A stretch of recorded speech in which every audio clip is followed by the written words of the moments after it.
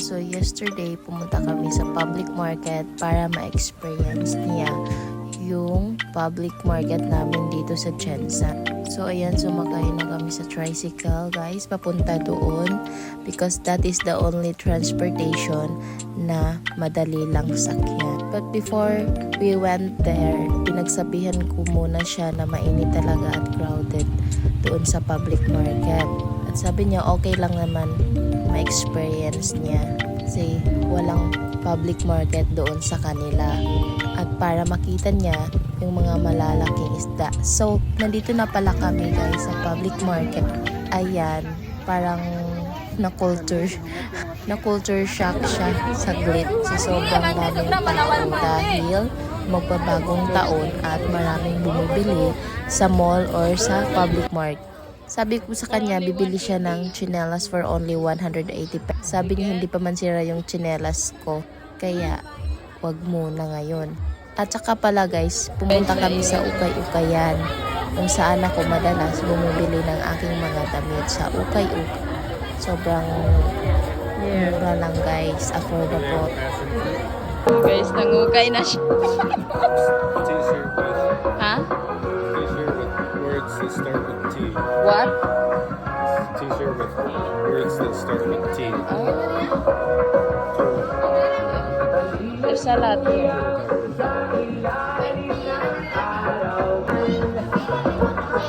Nangukay na kami guys dito. Pero wala. So kaya yun, umalis na lang at pumunta sa isdaan para makita niya yung mga isda at iba't ibang uri ng mga gulay fruit.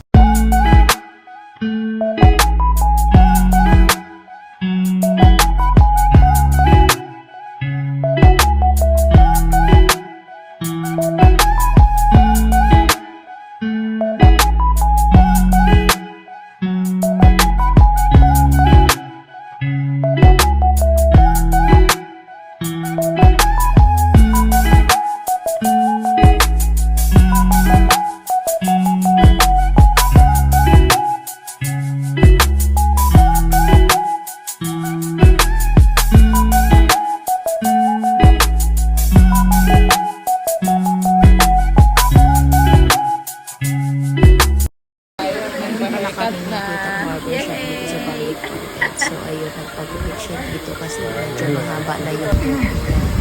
At ayan, ginugupitan na siya guys. Sobrang ang dali lang magpagupit sa kanya kasi shaver yung ginamit. At pagkatapos namin guys, pumalis na kami. So ayan, nagupitan na siya. So bright. Diba, wapo na ang ating asawa. And pumunta pala kami ulit dito sa loob ng public market para bumili ng mga prutas. Ayan, pumipili na siya ng avocado at saka mangga at marami pang iba.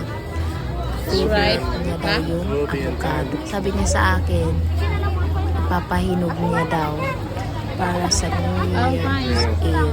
Oh, fine. Diba, ang daming prutas. Kaya gustong-gusto niya bumili dahil barato lang daw. Diba, affordable yung mabilihin.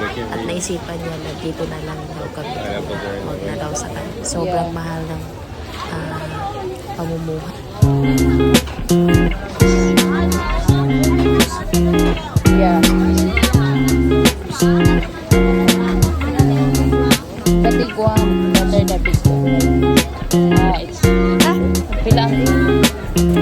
Ay, okay. It's a lot. Yeah, you can choose the pink one.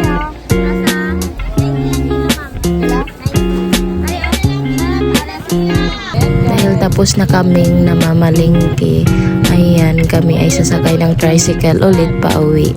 Thank you guys for watching!